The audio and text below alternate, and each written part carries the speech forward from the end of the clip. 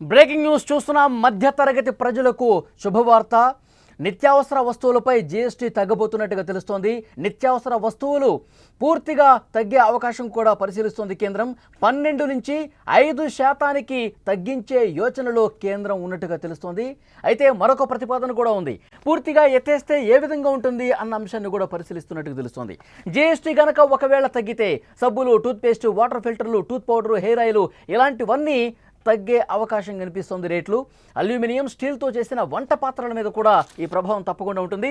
Electric ఇస్త్రీ పెట్టెలు కావచ్చు, గీజర్లు కావచ్చు, వ్యాక్యూమ్ క్లీనర్స్, వాషింగ్ మిషన్లు, సైకిళ్ళు, రెడీమేడ్ దుస్తులు, చెప్పులు ఇవన్నీ కూడా రెగ్యులర్గా మనం ఏవైతే వాడతామో నిత్యావసర వస్తువులు ఏవైతే ఉన్నాయో ప్రతిరోజు ఇంట్లో మనం దుస్తుల దగ్గర నుంచి, మన చెప్పుల దగ్గర నుంచి, ఇంట్లో వాడుకునే వంట సామాగ్రి నుంచి ప్రతిదీ కూడా రెగ్యులర్గా మనం ఇంట్లో ఏ వస్తువులైతే వాడతామో వాటన్నింటి మీద కూడా జీఎస్టీని తగ్గించే ఆలోచనలో కేంద్రం ఉన్నట్టుగా తెలుస్తోంది. రాబోయే జీఎస్టీ మండలి సమావేశంలో ఈ కీలక నిర్ణయం తీసుకోబోతున్నట్టుగా మనకి సమాచారం వస్తోంది.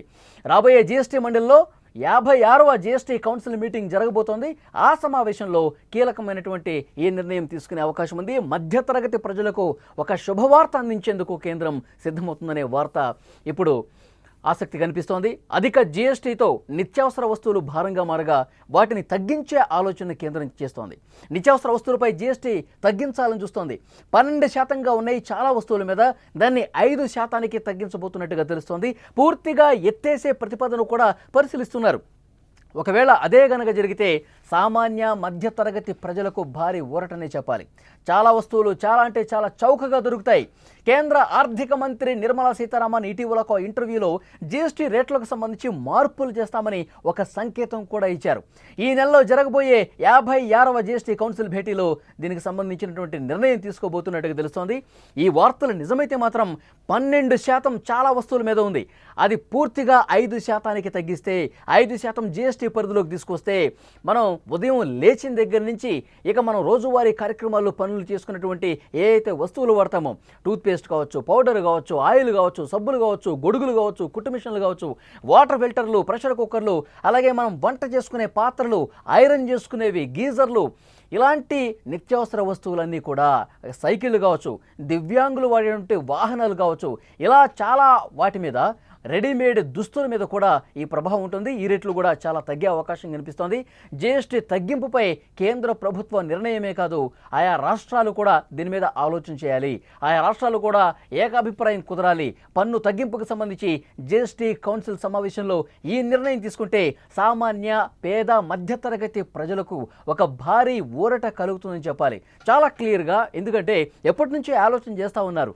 నిత్యావసర వస్తువుల మీద ఇంత జీఎస్టీ అనేది సరికాదు అని చెప్పి అభిప్రాయం చాలా సందర్భాల్లో వ్యక్తమైంది. ఇప్పటివరకు 55 జీఎస్టీ కౌన్సిల్ సమావేశాలు జరిగితే వాటిల్లో అప్పుడప్పుడు ఈ ప్రతిపాదన వచ్చింది. కానీ ఈసారి మాత్రం కేంద్ర ప్రభుత్వం చాలా క్లియర్గా దీని మీద డెసిషన్ తీసుకోబోతున్నట్టుగా తెలుస్తోంది. ఎందుకు అంటే ముఖ్యంగా ఈ జీఎస్టీ పరిధిలో నిత్యావసర వస్తువులు ఇప్పుడు 12% ఉన్నవి. దీనివల్ల చాలామంది కొనుగోలు చేయలేకపోతూ ఉన్నారు. సామాన్య మధ్యతరగతి ప్రజలు అంత రేటు పెట్టాలా? రోజు వాడేటువంటి సామాన్లకు సంబంధించి, వంట సామాగ్రికి సంబంధించి కావచ్చు, మనం వాడుకునేటువంటి వస్తువులు కావచ్చు, చాలా రేట్లు కొంత ఎక్కువగా ఉన్నాయి. వీటిని తగ్గించాలన్న ప్రతిపాదన ఎప్పుడు ఉంది కానీ సీరియస్గా తీసుకున్న పరిస్థితి లేదు. ఎందుకంటే జీఎస్టీ తగ్గితే జీఎస్టీ వసూళ్లు కూడా కొంత కేంద్ర ప్రభుత్వానికి రాబడి తగ్గుతుంది కాబట్టి, వేల కోట్ల రూపాయలు కొంత నష్టపోయే అవకాశం ఉంది కాబట్టి అంత సీరియస్గా తీసుకొని ఆ జీఎస్టీని ఎత్తివేసే ప్రతిపాదన కావచ్చు, లేదంటే తగ్గించే ప్రతిపాదన కావచ్చు, అంత సీరియస్గా దాన్ని తీసుకోవాలా. కానీ ఇప్పుడు ప్రజల కోణంలో ఆలోచిస్తోంది కేంద్ర ప్రభుత్వం. 40 నుంచి 50 వేల కోట్ల రూపాయలు ప్రభుత్వం మీద భారం పడే అవకాశం ఉంది. అయినప్పటికీ కూడా ప్రజలకు మేలు చేసే దాంట్లో భాగంగా ముఖ్యంగా పేద మధ్యతరగతి ప్రజలకు కొంత వెసులుబాటు కల్పించాలన్నటువంటి ఉద్దేశంతో వాళ్ళకి కొనుగోలు శక్తి పెరగాలి. 12 నుంచి ఒకవేళ 5% తగ్గించారనుకోండి, చాలా వరకు రేట్లు తగ్గుతాయి. సో ప్రజలు కూడా కొనుక్కుంటారు. షాపింగ్ మాల్స్లో కావచ్చు, బయట కావచ్చు, నిత్యావసర వస్తువులు వాళ్ళు కొనుగోలు శక్తి పెరుగుతుంది. రేట్లు తక్కువ వస్తే 3 వస్తువులు కొనే చోట 10 వస్తువులు కొంటారు, 4 జతలు కొనే చోట 8 జతలు కొంటారు. ఇట్లా వాళ్ళ కొనుగోలు శక్తి కూడా పెరుగుతుంది. సో దానివల్ల ప్రభుత్వానికి కూడా కొంత రాబడి వచ్చే అవకాశం కనిపిస్తుంది. జీఎస్టీ రాబడి కూడా పెరిగే అవకాశం ఉంది. ఎందుకంటే 12 నుంచి 5% తగ్గితే చాలా వరకు ప్రజలకు ఉపశమనం కలిగే అవకాశం ఉంది. సో ఈ కోణంలోనే ప్రభుత్వం ఆలోచిస్తోంది. ఒకవేళ పూర్తిగా ఎత్తేస్తే మాత్రం అది నిజంగా వండర్ఫుల్ అని చెప్పాలి. పేద మధ్యతరగతి ప్రజలకి ఇలా ముఖ్యమైన రోజువారీ కొనుగోలు చేసేటువంటి వస్తువుల మీద పూర్తిగా జీఎస్టీ ఎత్తివేస్తే చాలా అంటే చాలా పెద్ద నిర్ణయం అని చెప్పాలి. ప్రజలకు అతిపెద్ద ఉపశమనంగా దీన్ని భావించే అవకాశం కనిపిస్తోంది. ఇలాంటి నిర్ణయం ఒకవేళ తీసుకుంటే గనక హర్షాతిరేకాలు వ్యక్తమవుతాయి. ప్రజలు కొంత సంబరాలు తీసుకునే పరిస్థితి కూడా ఉంటుంది. మధ్యతరగతి ప్రజలకు ఈ శుభవార్త అందే అవకాశం చాలా స్పష్టంగా కనిపిస్తుంది. మరొక వైపు ఏకాభిప్రాయం ముఖ్యం. జీఎస్టీ కౌన్సిల్ భేటీలో రాష్ట్ర ప్రభుత్వాల పాత్ర కూడా చాలా కీలకం. ఈ డెసిషన్ తీసుకోవాలంటే రాష్ట్రాలు కూడా పూర్తిగా అంగీకరించాలి. ఒక కేంద్ర ప్రభుత్వం తీసుకుంటే సరిపోదు. ఎందుకంటే ఒక నిర్ణయానికి సంబంధించి ఈ సమావేశంలో పాల్గొన్న ఆయా రాష్ట్రాల్లో కూడా దానికి సుముఖత వ్యక్తం చేస్తే ఈ ప్రాసెస్ చాలా ఈజీ అయిపోతుంది. రాష్ట్ర ప్రభుత్వాలు కూడా ఈ రకంగా ఆలోచన చేయాల్సినటువంటి అవసరం ఉందని కేంద్రం చెప్తుంది. ఇప్పటివరకు జీఎస్టీ కౌన్సిల్లో ఒకసారి ఓటింగ్ జరిగింది. ఇప్పుడు మళ్ళీ ఒకవేళ సానుకూలత ఇతర రాష్ట్రాల నుంచి రాకపోతే ఓటింగ్ చేసే పరిస్థితి ఉంటుంది. ఆ ఓటింగ్లో మెజారిటీ రాష్ట్రాలు కనుక కేంద్ర ప్రభుత్వం తీసుకున్నటువంటి ఈ నిర్ణయానికి అనుకూలంగా ఓటు వేస్తే సో డెఫినెట్గా 4-5 రాష్ట్రాలు ఏమన్నా దీన్ని వ్యతిరేకించినా సరే ఈ కేంద్ర ప్రభుత్వం తీసుకున్న నిర్ణయం అమల్లోకి వచ్చే అవకాశం కనిపిస్తోంది. సో మధ్యతరగతి ప్రజలకు ఒక శుభవార్త అతి త్వరలోనే అందే అవకాశం కనిపిస్తోంది. అధిక జీఎస్టీతో నిత్యావసర వస్తువులు ఇప్పటికూ కొంత భారంగా బారిపరుస్తోంది. వాటిని తగ్గించే ఆలోచనను కేంద్ర ప్రభుత్వం చేస్తోంది. నిత్యావసర వస్తువులపై జీఎస్టీ తగ్గించాలని ఎప్పటి నుంచో వాదన ఉంది. 12 నుంచి 5% కుదిరితే గనక మొత్తం ఆ జీఎస్టీని గూడ్స్ అండ్ సర్వీసెస్ ట్యాక్స్ని పూర్తిగా తగ్గించే ఆలోచన కూడా, లేదంటే పూర్తిగా ఆ జీఎస్టీని ఎత్తేసే ఆలోచన కూడా కేంద్ర ప్రభుత్వం చేస్తుంది.